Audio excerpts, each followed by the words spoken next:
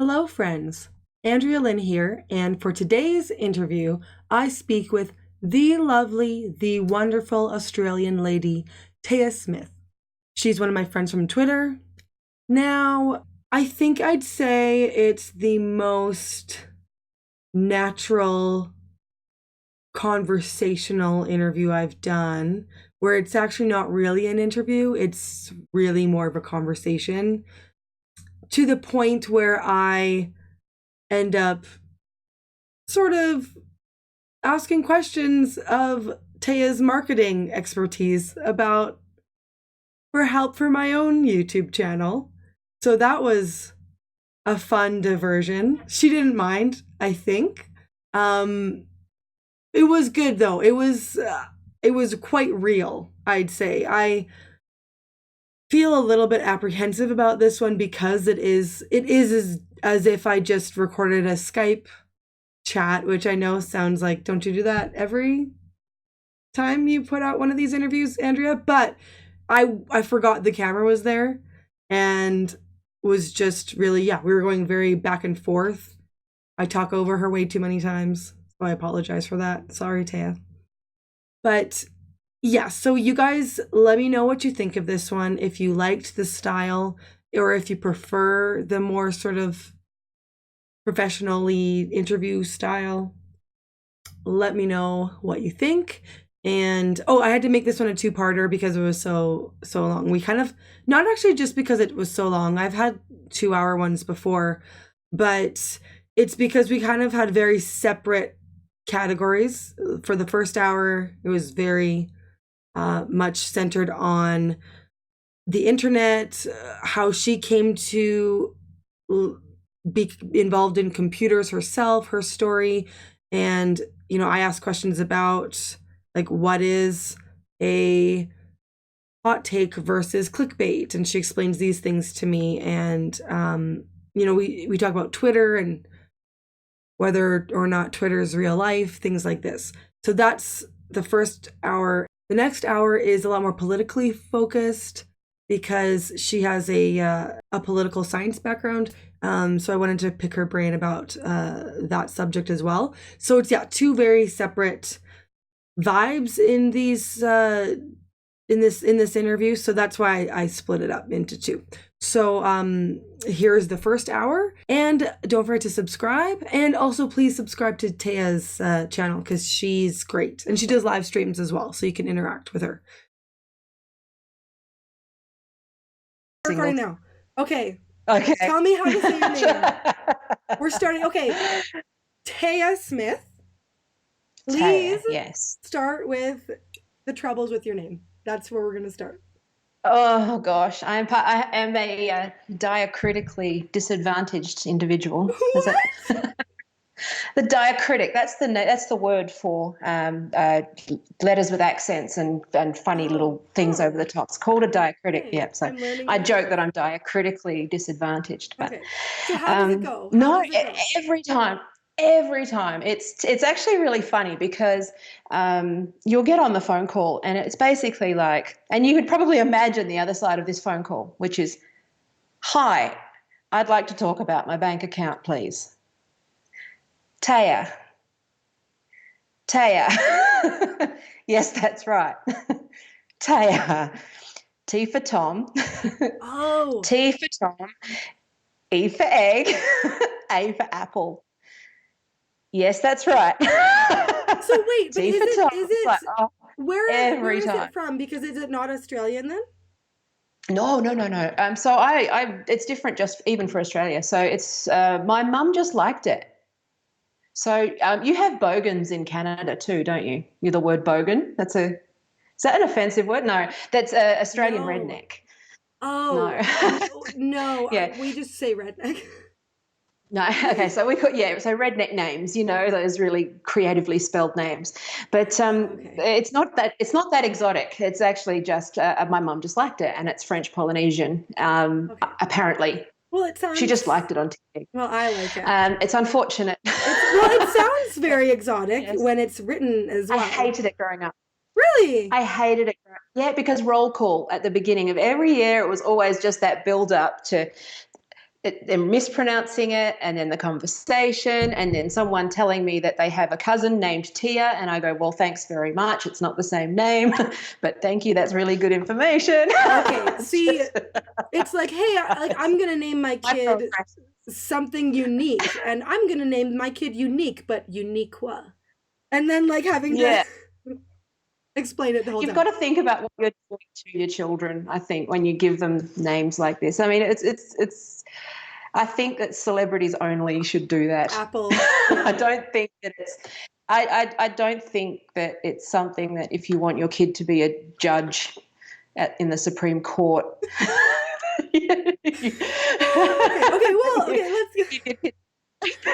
Okay, well, now that we know how to for sure pronounce your name, Taya. It's Taya. Yes. Thank you. Okay, so now everyone. Actually, this is important because you have a podcast / YouTube channel, and it's good for people to know how to say your name. So can you tell me? Okay, because yours has a sort of cool. I don't know if I want to say mission statement, but like reason behind it that you were telling me beforehand. So if you could tell me first a bit about your background and then what your podcast is for. Yeah. So I'm not going back too far, but as a kid, I wanted to be a journalist or a lawyer or a senator. That was my dreams, was to always do politics. And this was in the 80s, and this was before the internet hit. So my dream was always to do something in the realm of social something, so politics, journalism, law. And somewhere in the 90s, I became nerdy, and I got into through my fascination with journalism and hanging out in the media room and working at the school radio station. I got into all of the multimedia stuff. So started using Photoshop, started writing, started creating using Quark Express, those sorts of things. And I fell into digital from there. So we just became, in 1996, was very early on the internet. Wow. And I started creating web pages and writing on the internet, anonymously, like what I thought was anonymously. But I still never saw it as a real job because it was something that was new and fun. And then I had to choose a degree in 1996. It's hard to believe, like I'm 40. So, but when I was 17 and choosing my career path, there were two degree options in this, which was multimedia and computer science. They were sort of your only real pathways. And neither of those really fit for me. So I just decided to continue and do a politics and legal studies degree. Okay. So I started, and digital just worked in conjunction. So it was just my fun hobby. And I fell into doing websites for entertainers and those sorts of people. And I just sort of fell, and it gradually just evolved into me being full-time digital. But I still maintained, being politically active and doing websites for political parties and campaigning. And I just became the go-to person to, help with fans. I worked with like musicians and artists and photographers, people who wanted to build tribes in the early days.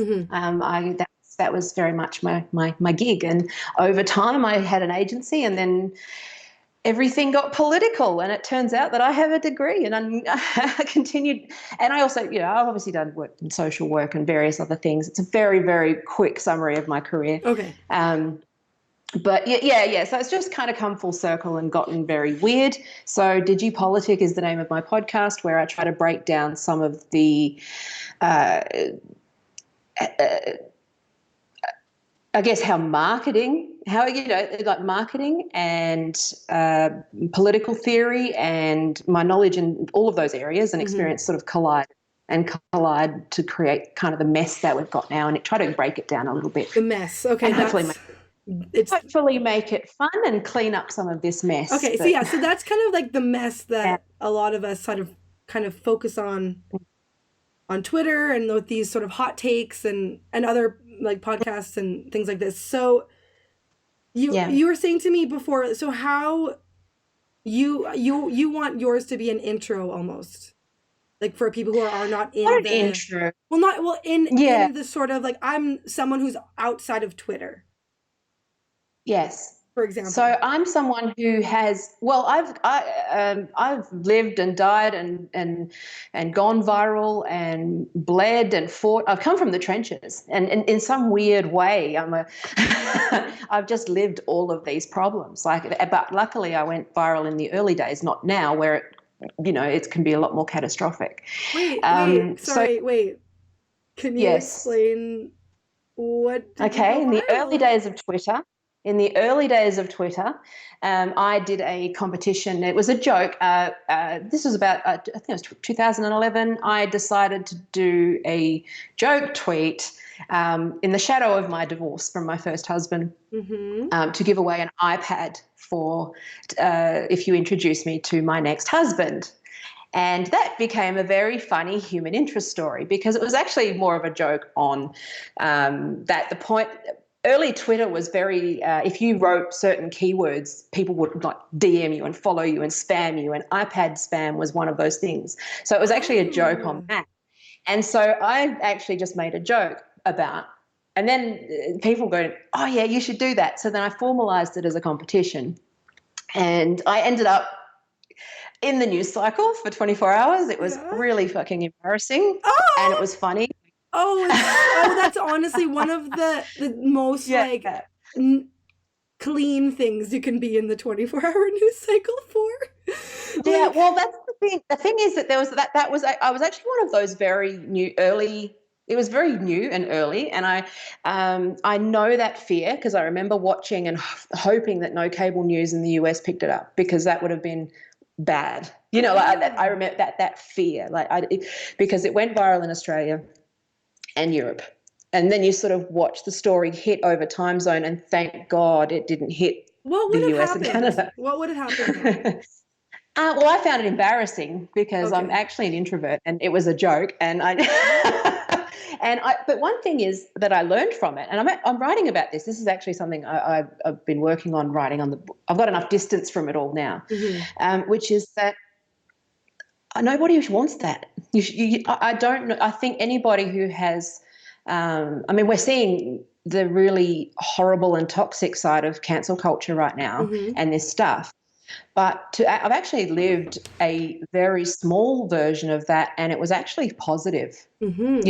and but the exposure was actually very. I don't think people really know what being. I think they're seeking fame, but they don't actually know what that involves and what that actually means and what the implications of that are, and influence. I think a lot And want so it I've always been weirdly. Like they I've been think fascinated with it'll the be the psychology of it. Kardashians or something, and they'll be like get a multi-million dollar, multi-billion dollar empire. Maybe. Do you think that's what they think? I think they don't go into it with an accurate sense of what's involved, Mm-hmm. Okay. and and also just how vulnerable and exposing it is to be, and also how it affects your psychology in general, needing that validation constantly, the negativity, because like I was on Gizmodo and all it, I was on TV and it Did was you get embarrassing. negative? Yeah, did you I mean you said it was like pretty Yeah. positive, but there was Yeah. negative as well? Yeah, yeah. So I think people, I think that, yeah, absolutely. But again, it would be nothing. I deal, negativity is white noise now. Just being mildly gender critical. Right. That's why. What's interesting to me, starting a YouTube channel now, a Mm-hmm. decade later, after I've lived all of this, Mm-hmm. is that I go in understanding that is actually just the price of admission. So it's kind of, but I think a lot of people go in without realizing how thick your skin needs to be and how resilient you need to be and how bulletproof you need to be to actually be creating content like this, and Yes. Okay. that it's actually inevitable. I think I need to rewatch. Well, I will be rewatching this to edit it and like really take it to heart for myself. Yeah. Not that I Yeah. don't think I'm as like those like not like teens who look for this, you know. Like I am 33. No. So it's not like I'm as naive as that, but I sort of have said Oh yeah, I know that comes with it. Like I've said it, but I mean maybe To if know it, I think to experience it. but I think it's like here. Yeah, I think I have it. yeah, And even on Twitter, I feel like I have it's been slightly delayed for me because I'm kind of like relentlessly positive on Twitter. And so mm, that like I mean that stays it back because people are like, well, I'm a lady as well, being I mean, people who do know you, they do try to be mm, nice, like the dudes, you know, and yeah, well, then the ladies, fellow ladies too, you know, if you kind of have a rapport. So I yeah, don't have like I have people that are like usually the same ish people who I chat with, and if they yeah, disagree, they don't want to be mean because they know my yeah, heart and where I'm at, yes, and that's because yes, I'm not like a big account, like, you know, so no, but if like if I am say like successful, like in the I don't want to say you have to be viral to be successful, but like if I get no, big, however that happens, and by yeah, me I mean people, all people need to understand yeah, this, like what you were saying, you mm, will have on average, even if it's like 1 in 100, no, yeah, 1 in 1,000. I have 2,000 yeah, followers. So it's 1 in 1,000. We'll say it's a real yeah, jerk. That's only two mm, people. So, yeah, but then if it goes really big and you're at 10,000 or 20,000 or 50,000, yeah, it kind of exponentially grows. I've heard Joe Rogan actually say this. It kind of yeah, like, it really, you almost yeah, attract them. Like they, like the trolls, they yes, look for you. So it's yeah. something that I'm kind of, put out of my mind until you just bring it up again, and I'm like, oh shoot, I need to No, grow a but thicker it's skin. very similar to stand-up comedy, right? Okay. Which is where eventually you've got to learn to deal with the hecklers Mm-hmm. and push through, like, and that's why you come, and this is something you just, one thing while you were speaking, it actually just made me realize, and this is what I've been writing my book about for decades, is Okay. how this takes a long time to build, like the understanding of when to respond, when to engage, when to mute, when to block, how to do this, how to, what Mm-hmm. to say, how to be careful. Like, this is actually something that you only learn by doing and experiencing and Mm-hmm. learning the hard way. And it's actually not something to, it's not, you can read as, I'm a massive stand-up fan, and I read all of the comedy books on how to do comedy. And the only advice is, and it's the same thing with YouTube, it's the same thing, which is Gotta do that it. you've got to do it, and you just got to build the skin. And the internet's very similar. And what we're seeing is a number of people who have been on a long time. I'm a grandma. I feel like I'm Abraham Simpson in internet years. I sit there and I have an onion on my belt. When I was a kid, there was no block button and we couldn't ignore it. We just had to fucking push through it. And we, in my day, what we need is, but there's something to be said, like, which is that, you once you get into the trenches, you do build and I'm actually very thankful that I've had that experience, because I've avoided YouTube. I mean, I'm actually, in real life, like yourself, I'm natural. Everyone's like, you should be doing YouTube. Why are you not on YouTube? Well, because I'm too scared, because I got Yeah. this tooth, and my teeth aren't like perfect, and my face is stupid, and all those horrible, terrible things. Yeah. You're waiting for the, Yeah, that's why, what is it? Jimmy Kimmel has the mean tweets where celebrities read the mean tweets. And it's like, yeah, because it's like, yeah. oh yeah, it's super funny. What? Is it? And Is it funny? It's just and reality. I'll be honest with you, I actually hid for a decade, because after that little embarrassing TV thing, I Really? had offered. Yeah, I actually, and there's been things where I avoided TV and I avoided offers where I had, because I had a very well established blog, and I just built a lot of stuff by accident. So I'm one of Right, because those you were in people. it. You were in it before. You Yeah, were like the, what? like it's like, oh, I invested in this fruit company, I'm like Forrest older. Gump, remember? Like it's like you just happen to be interested in Yeah, this elder. stuff that is the future. Yeah, yeah.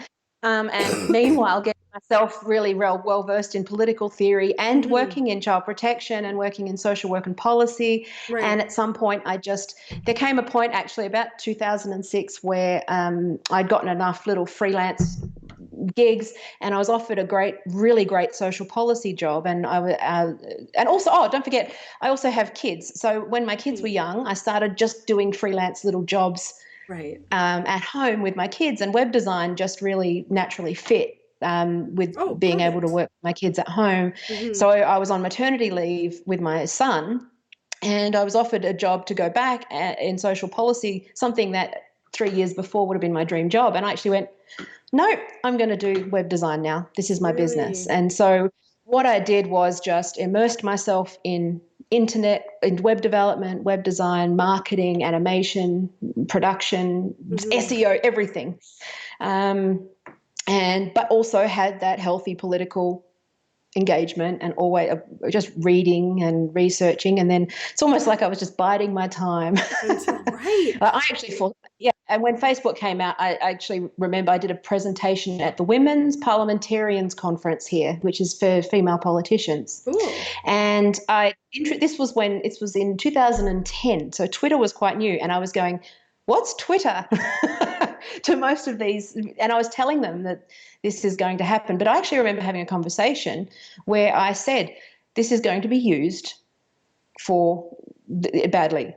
This is going to be used. Oh, I saw Cambridge Analytica coming. I knew the potential for this. I actually really? thought of a product we could create that would win an election using Facebook back in 2008. Wait, wait. Did you? Like, Like, did you implement yeah, it? yeah.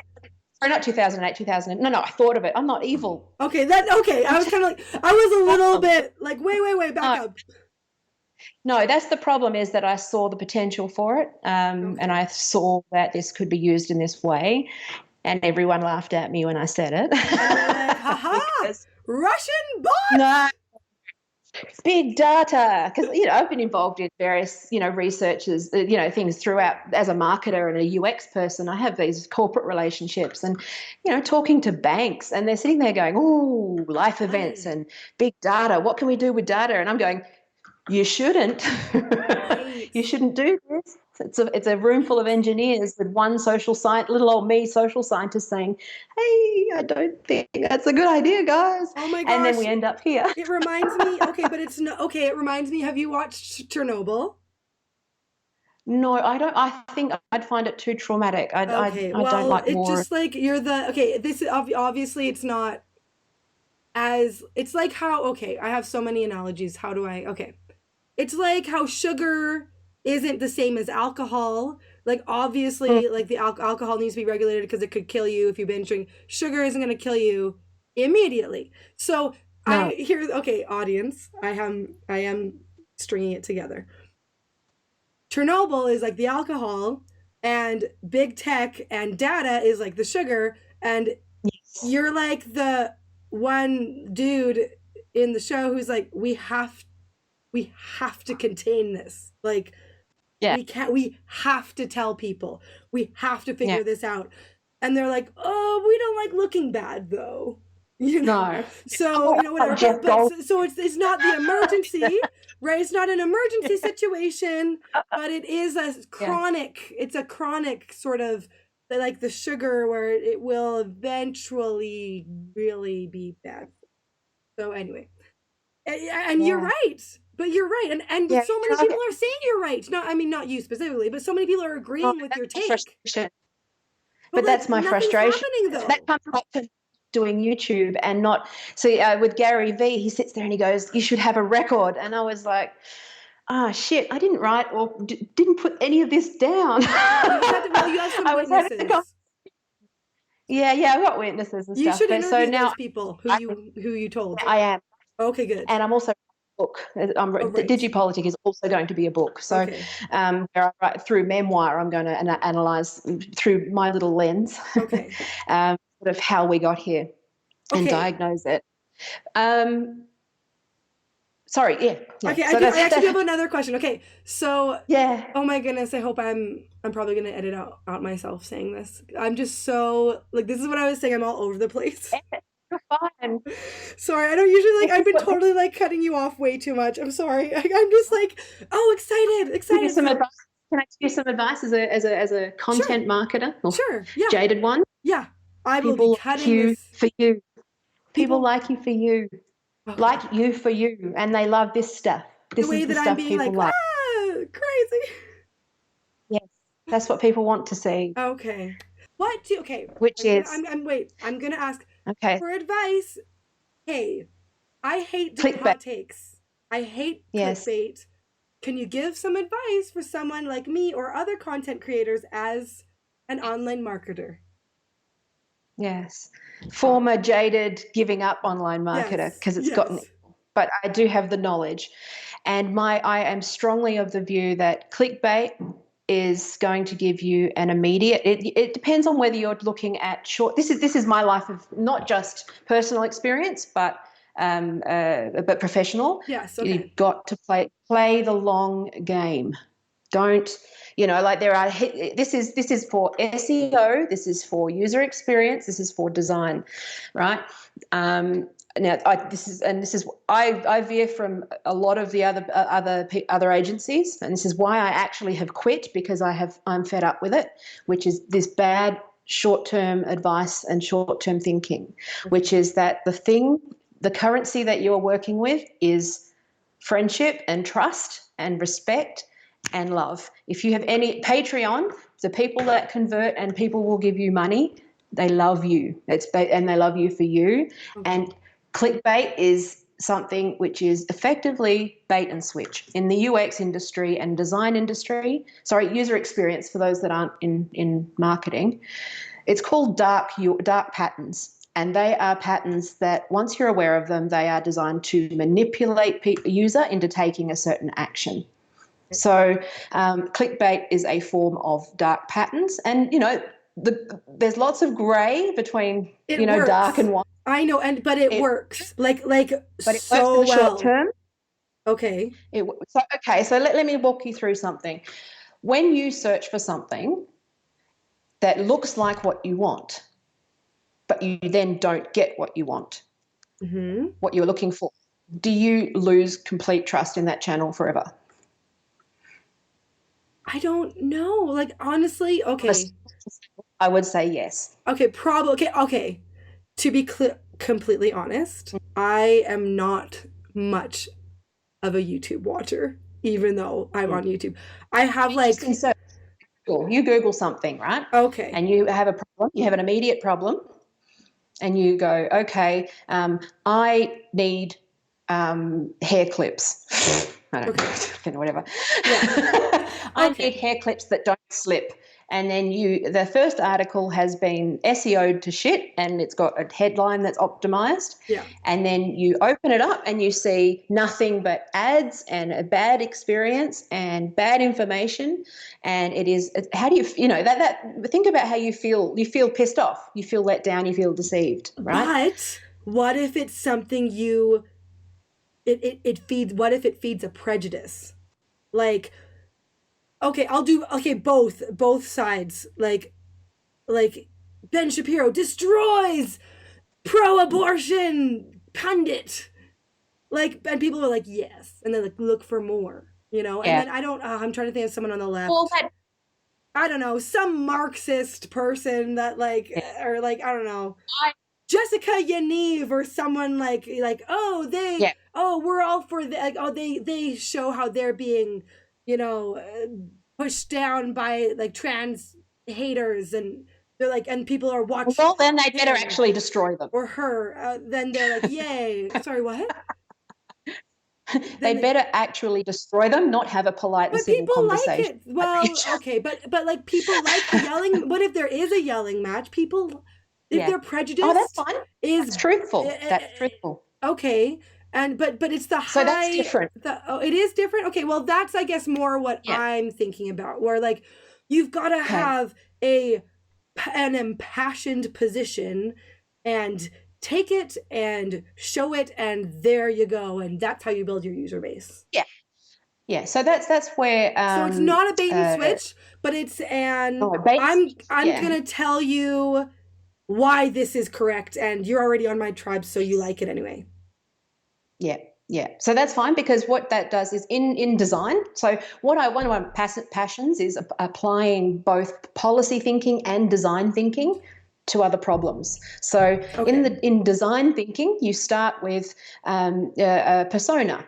So you think about who's actually going to buy or use or vote, or what the end action is, right? Mm-hmm. So in design, you think about what they're going to do, and you flesh that out. You give them a name. You talk about their interests, what they like, what they dislike. You understand your target audience very intimately, right? That's just exercise number one. It's called empathy exercise. You empathize with the people that you're trying to reach. Okay.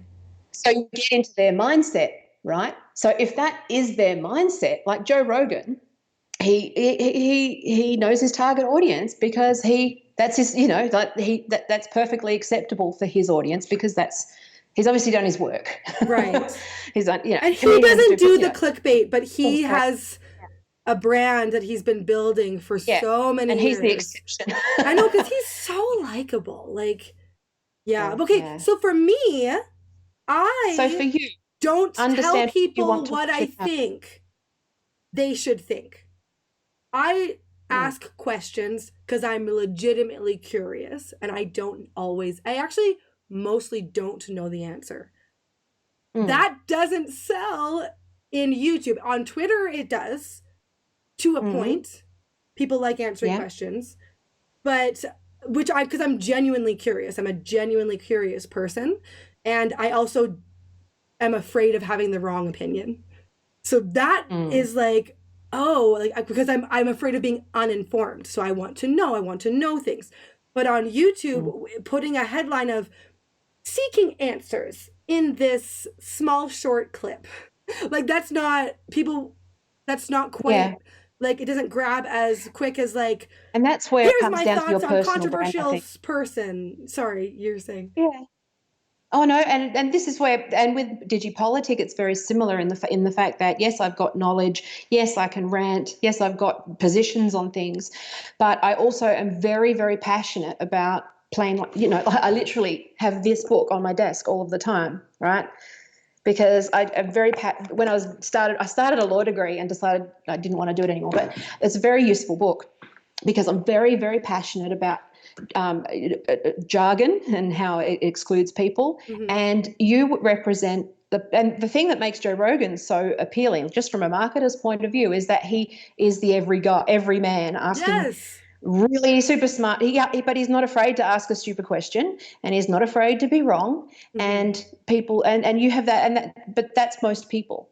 So for me, I think I kind of with DigiPolitik, what I want to do is try to deconstruct the mess a little bit and say, okay, so here's this thing. I'm curious. Let me look at my notes, because I actually wrote this down, which is The Old Person's Guide to Politics Online. It's a video that I've got planned, which is explaining what doxing and dogpiling and all of the vernacular. And I actually want to create a video for employers that who need to be aware that one of their employees might be a target of these things. So I know who my audience is, people with money. So if you think about, I don't want to. Yeah, you've got to understand. You're talking the long game. Yeah, but it takes a while to find people on YouTube that you are looking for, and I feel like it's sort of the thing being pushed right now is you got to just get as many as possible, and then they'll share you, and hopefully then you'll kind of find your people in that. And I'm guessing that's what found me. Yeah, and that's where we find each other. And Thank you know, you, I found you, Benjamin and A. I Boyce, found for and introducing Benjamin Taya to me. Boyce. Yep, And yep. yeah, yeah, and you know, and it's that good faith and making connections and relationships, Yeah. and but also understanding. And I'm always thinking, okay, I'm very lucky that I've got my network, but I can open that up to, and I open that up to you and introduce you, and that's just how it works. And but always being thoughtful of who. It's really worth doing this. Even if you're not in marketing and it's not a product, think about who you're trying to talk to and speak to them as if they're actually a person, Okay, but I have a right? question. So, Okay, yes, sorry. I have a question no, here. But it's yeah. the algorithm. That's it. It puts The algorithm sucks. You can't. You need to ignore it. but like that's what choose. It's like it's what chooses who Yeah, gets to be seen based yeah, on search and that's why. words. And that's why you need to build a website, and you need to keep going on. And you need to think of YouTube as one channel, and not and diversify across all of them. And this was Mm. where I was talking to Benjamin Boyce about this before, which is never be reliant on a single platform ever. Because if you Okay. get shut off, that's how you become bulletproof with this stuff. This is a separate project that I wish I was sitting on enough money to be able to just go, I have an idea and launch it. But I actually own the business name and the domain, which is the Digital Dolphins program, which is for people who the analogy is for dolphin, like when you go fishing, the dolphins get caught in the net, Mm-hmm. right? Mm-hmm. And that's what's happening with these algorithms at the moment, which is people like, Benjamin Boyce and David Packman and independent public. There's a clear war on independent journalism at the moment. They're Mm-hmm. corporatized. So what you need to do is I'd like to start setting up consulting services using all of the stuff I know from marketing and big corporate marketing to help diversify for independent producers to be Oh. independent. So they're set up with their website, but it plugs in, so you can authenticate with your Patreon. If you're a patron, you can authenticate with various platforms, so that and build a membership site, right? So make sure Okay. that as you are so even just having Stripe and PayPal set up, so that because we saw this week everyone, the SJWs went after PayPal, I didn't and see now that. PayPal. Oh, for fuck's sake, yeah. But it's just one of those things where if you're then set up with Stripe, you just go, oh well, that's gone. Right. Go on Stripe. Or Patreon changed Or their get kicked off of Twitter. conditions, or Yeah. you get kicked off of Twitter, you're on Gab, so you've got to make sure that you diversify. And so that's where a WordPress website, a self-hosted WordPress website works really well, because that's you can activate and deactivate things as you go. I know it's a bit more work, but there's automation tools that you can put in the back, and also make sure that you build an email list always. Okay. So Interesting. Oh my goodness. Oh, you're such a wealth of this is where information. I want to provide these services and this product. But yeah, if you want to help fund that would be great, people. Yeah. We'll put your information in the details. I have the knowledge, but I still have just sort of stuck doing a bit of freelance work until I can monetize myself. But And you're starting your I have all YouTube of it. channel and across platforms. Yeah.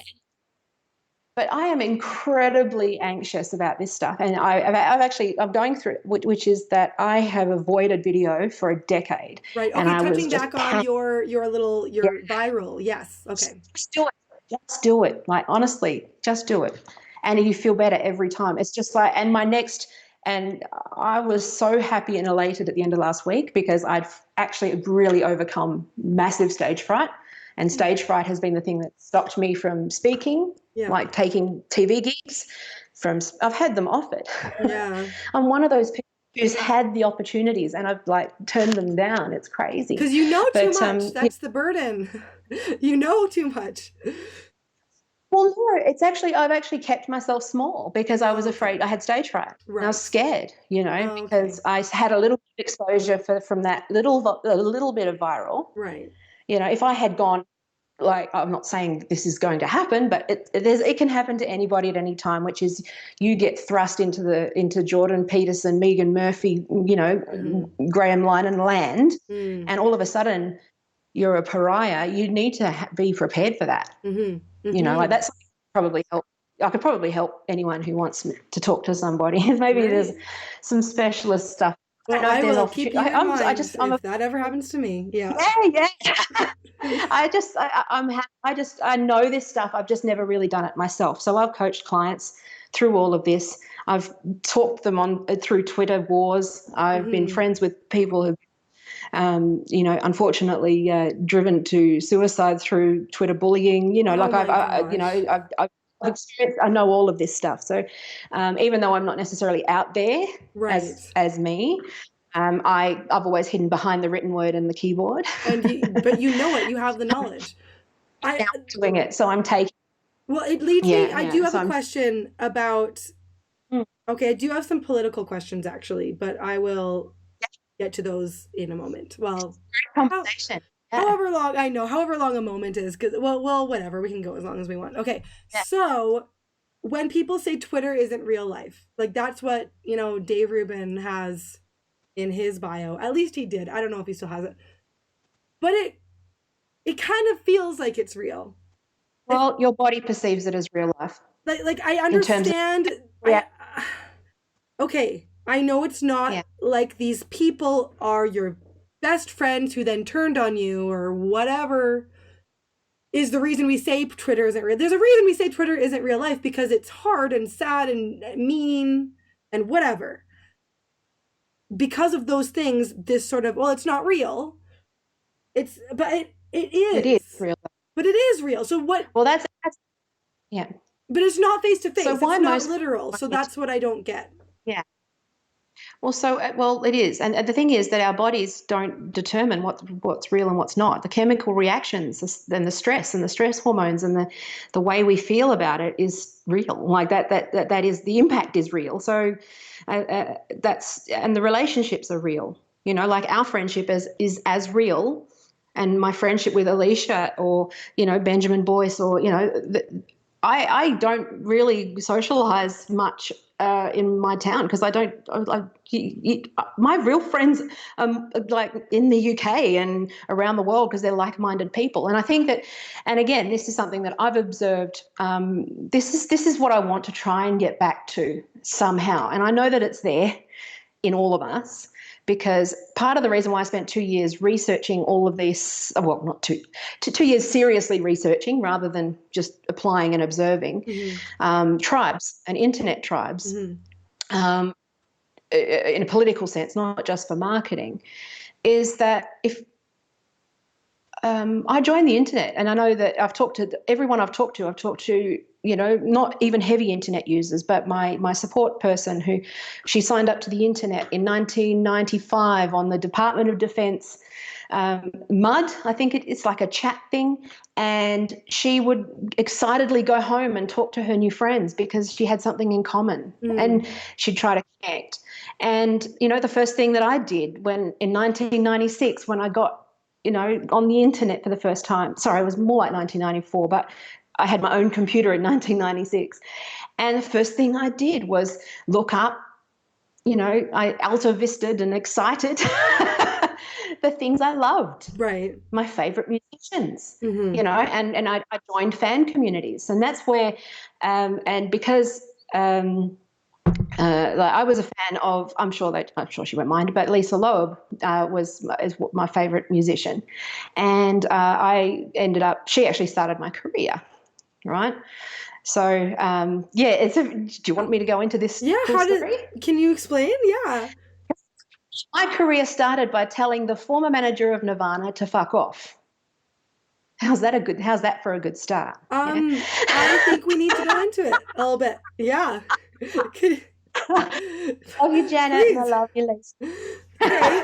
And this was from a fan site? Yeah, so I joined the internet. I was obsessed with Lisa Loeb. I was a teenager. It's embarrassing. Like all of this fandom stuff. None of this is new to me. Like I see my daughter do the same. It's just a fan is just fandoms on a massive scale. It's just scaled fandom, whether it's politics or whatever, right? but I signed up to the, and lisalove.com, and it started out as an email list, a Major Domo list, and then it became a fan forum, which was the old fan forum, and then I became a sort of a permanent fixture within that forum. Okay. And I made friends there. I've still got friends that were on that forum today. Really? Wow. Right? I was 70 that are more like. I'm serious. Like anyway, so I signed up to this fan forum, participated, became sort of the unofficial. I've always just naturally led everything I'm in. I'm just one of those. I'm a Pied Piper of sorts. Right. And so but I also had my own fan site. So I learned HTML and CSS and design and all that stuff by building fan sites. But I actually had, because I play guitar, piano and stuff like that, and I would be recording covers, of course, like the lame wad that I was, but also I would transcribe all of Lisa's music on into tabs. So I had a tab site, or at least, yeah, it's still up. It's still actually up somewhere. Cool. It's cute. We should link it. So send it to me. My tabs. I actually thought, because she's got a new album and I've been meaning to transcribe it for old time's sake. Yeah. I just haven't had time. But so anyway, so I playing guitar, I had this fan site. I would map out guitar tabs. And me as a part of the community, but she also had a webmaster that fell away.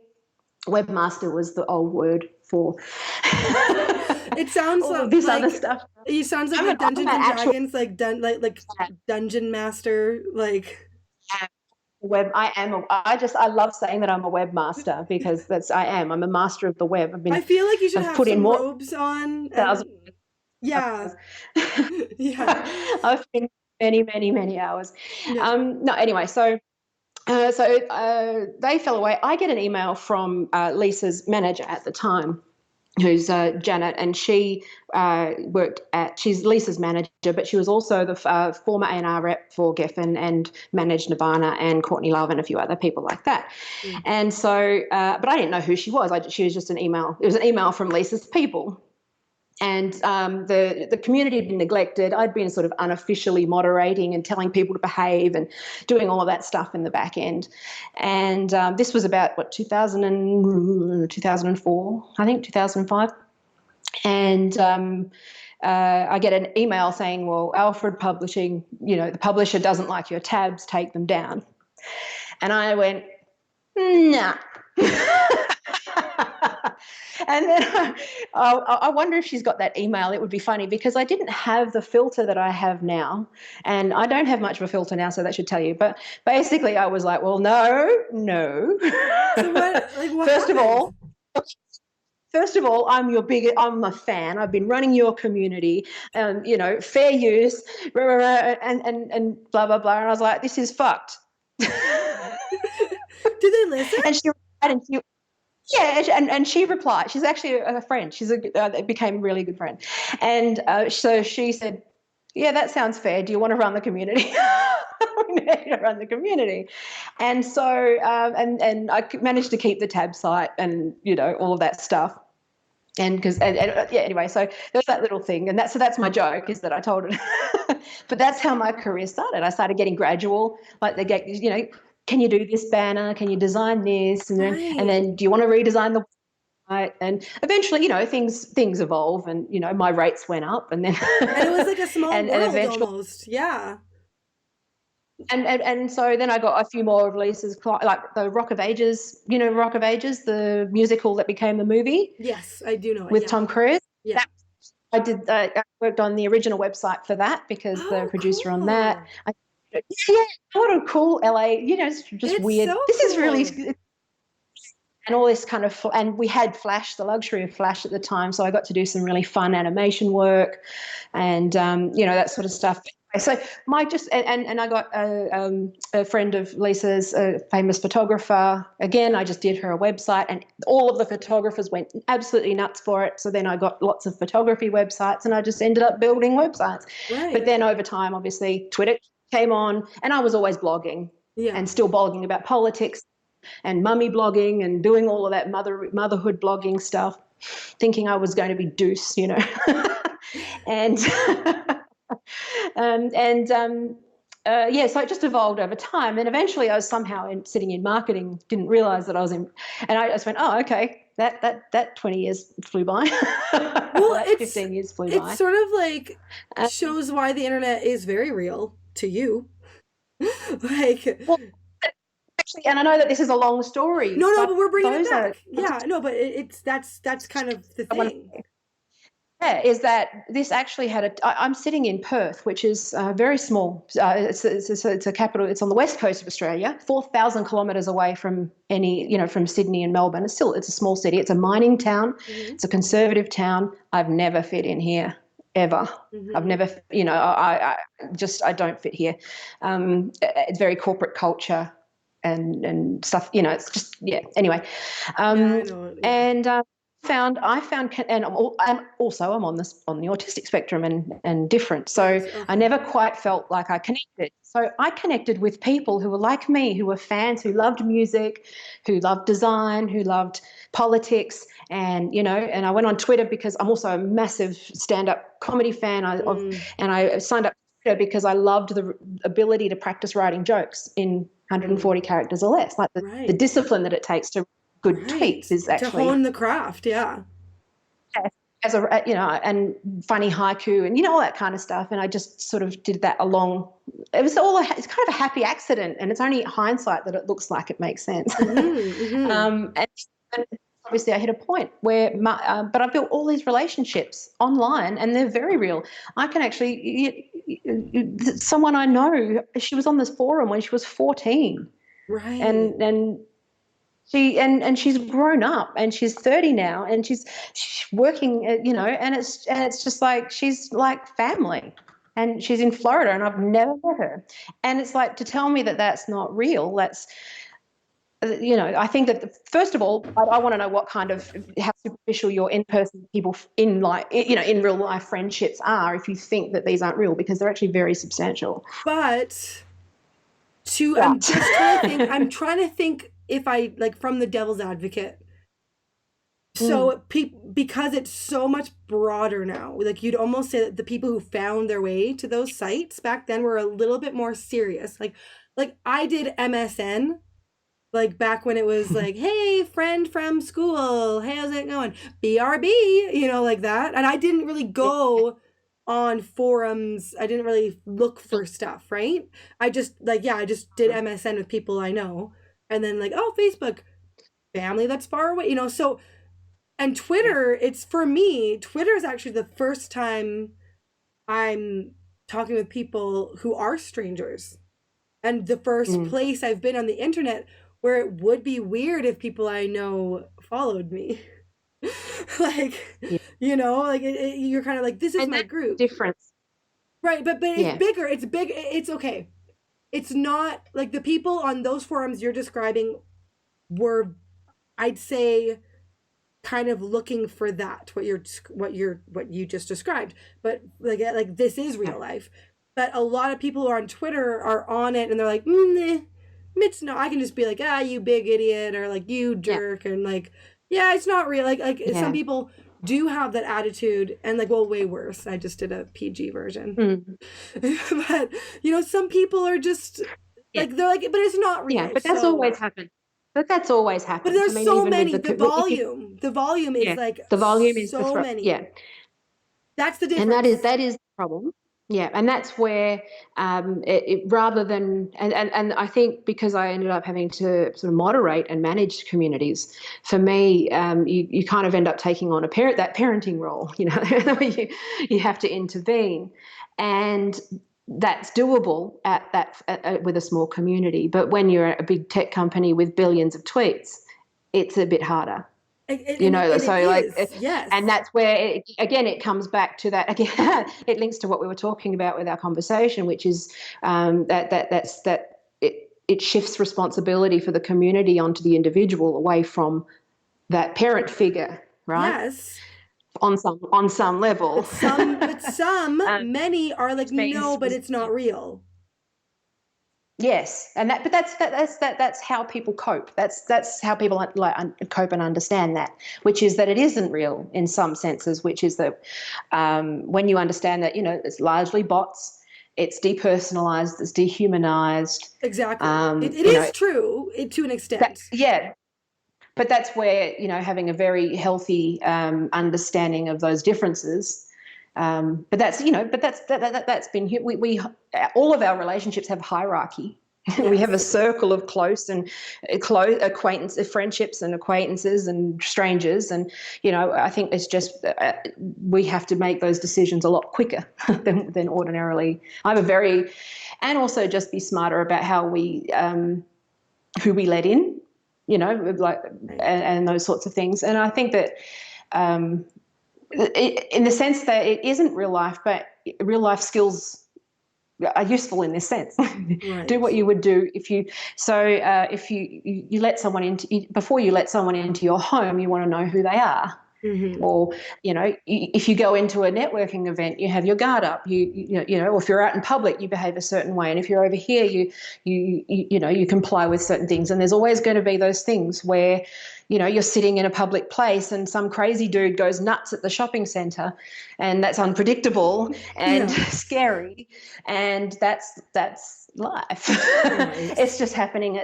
You know, I actually think that it's more helpful to apply real world experience online than to dismiss it as a separate thing. I think they actually integrate. But most people don't because it's hard. No, and that's what I'm hoping they can do, is to understand that they have the skills that they need. Would you like do this on your channel? Like, is this something that you'd cover on your channel about how? Yeah, I think so. Yeah. You're like, I'm doing it right now on your channel. I'm letting it evolve.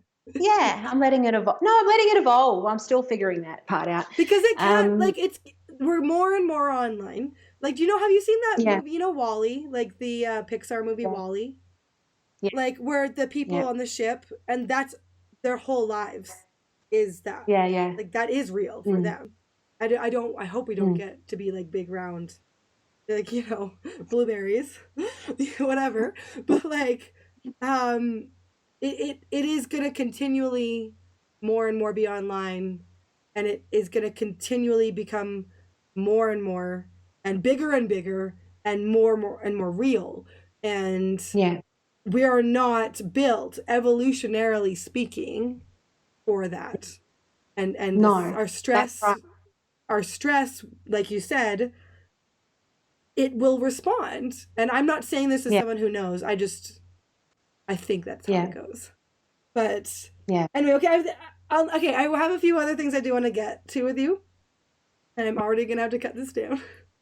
So is there any sort of like advice at the end of this for like how to manage yourself online?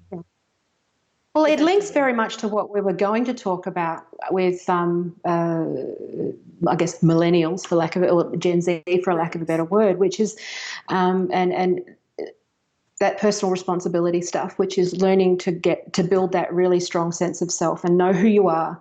Like even if you apply marketing advice, know who you are, know who your people are, know who your audience is, and have a strong sense of that and a strong sense of who you are before you go out into the world and even start. If you're a 14-year-old with your little biting off more than you can chew, and taking on battles that you're not equipped to fight, and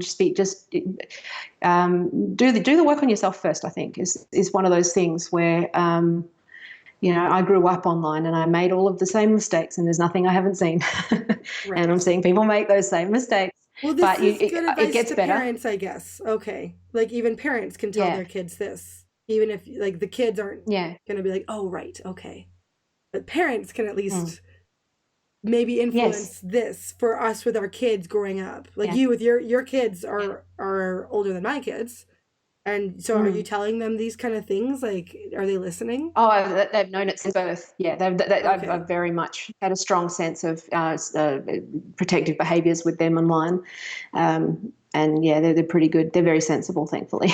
Okay. But I don't know if that was good advice, but I think that it's important. Good. It's food for thought, which is that, first of all, an internet argument, it's fleeting.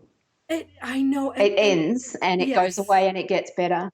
Even if you're a viral person, someone they hate you for a few days. It does go away. Right. It will go away. That's Yeah. good. It Worst gets case better. scenario is good to start with because Mm. people can say, well, what about this? Like, yeah, well, what about this? Mm. So now, Mm. worst case scenario, it is even if you aren't taking the advice at the beginning, you make big mistakes, you can Yeah. still, it'll blow over It to goes the next away. person's big mistake. Yeah. Yeah. Okay. Oh, go ahead. And just remember that it's never about you. It's just that what you're a caricature that Right. that people want to take down. We're all You're a personas it's and just it's a caricatures. sport. It's a support. Right. Yeah. Okay. A sport. Sorry, not a support. No, it's definitely not a support, but it is No, a sport. sport. Okay. Oh, people. Yes. I need to talk to an evolutionary biologist about this, or like evolutionary Yes. anthropologist about this. Yes. Okay. So, okay, the thing I wanted to, Not me. well, no, but you can get us in the here and now, but I want to go in Yes. the like, okay, but like back in our deep monkey Yes. brains. Right? Yeah. About why Yeah. this isn't suitable for us. Well, if we're perceiving a threat. Yeah. Right. Yeah. Yeah. But that's that human desire to conform and be accepted. That's a deep. human condition. It's so Yeah. deep. It actually like That's the more why cults use exclusion. the more Yeah. I learn about the more I learn about tribalism, the more understanding I am of those who don't want to stand up and put their necks out and be like, me, and I say no. You know, I have more sympathy and empathy for those who don't, because I used to be like, who cares what people think? Oh, you know, like that's kind of what when you're in junior high and your mom is like, Yeah. oh, don't care about what those people think, honey, and it's kind of like, oh no, but like, here's why we care. But being because ostracized and shunned is detrimental it's a human to desire. yes, we would have died back in Yeah. the day, so it makes sense anyway. Yeah.